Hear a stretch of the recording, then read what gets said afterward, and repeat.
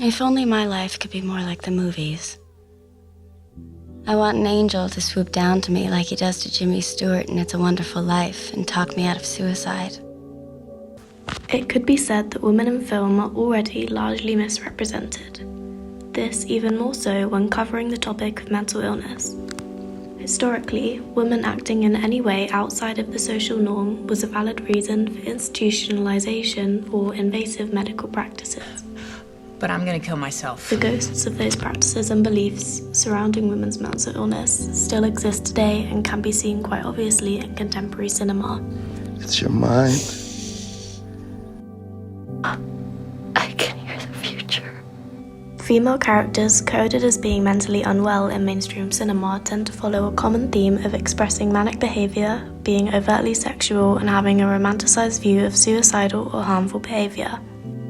This is quite obviously a very flat and unrealistic standard for women's mental health struggles, only serving as a misrepresentation that persistently has done more damage to society's general understanding of the topic. In the 2010 film Black Swan, we can see a clear example of this stereotypical narrative. Professional ballerina, Nina, begins to experience symptoms of psychosis as she prepares for the role of the Black and the White Swan. As she loses touch with reality, she exhibits manic behavior patterns. This is shown as she goes out drinking, taking drugs, acting in a more promiscuous manner, and being unable to control her emotional outbursts. She continues to spiral until her eventual suicide on stage, presented in a beautifully cinematic, almost romantic manner. A film generally regarded as being a more realistic representation of women's mental illness is the 1999 film Girl Interrupted. Here, we are introduced to several women living in a psychiatric hospital suffering from various conditions including eating disorders, psychosis, personality disorders, and more. The girls' daily struggles are shown as they navigate 1960s America within the institution, showing the gritty, truthful things we don't often see in such a raw way. Susanna, the lead, depicted as having BPD, manages to get a hold of and manage her disorder by the end of the film, leaving the hospital. In the book Movies and Mental Illness, it was mentioned that this structure of character being able to overcome their diagnosis in a film means that they are less likely to offer one-dimensional portrayal of shock value sensationalism, and more likely to reveal the complexity and intrigue of what it means to be human. This seems to correlate with the fact that the most damaging examples of women's mental illness on screen are usually in the horror/thriller genre, where the illness is purposely demonized and exploited to create some sort of monstrous figure. The types of mental illnesses most commonly seen in women on screen include the majority of cluster B personality disorders.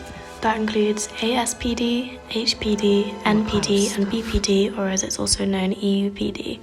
Borderline between what and what? Melvin. The same disorders are used most often when creating a character who is, quote, prone to crime and violence, dangerous and unstable, observed to be an element of entertainment. These disorders are already heavily overdiagnosed in women. While a man and a woman could both be displaying similar symptoms, the man is much more likely to be diagnosed with autism or a cluster A personality disorder, while the woman has a much higher chance of being labelled cluster B. Quote, there is now a great deal of positive and sympathetic treatment of mental distress in film, but still acknowledges the statistics of particularly female characters seeming disproportionately prone to violent crimes of passion in the entertainment space. Quote, film is particularly well suited to depicting psychological states of mind, end quote. An example would be Lars von Trier's Melancholia, a take on depression through the lens of a catastrophic event. We are dropped into Justine's life with no explanation as to why she's feeling this incredible depression, but are forced to feel as heavy as she does through the use of mise-en-scène and other cinematic techniques. It's a powerful tool, whether depicting mental illness from an inside or outside perspective. There are so many useful, realistic representations of women's mental illness in films that lie just outside of the mainstream bubble. The earth is evil.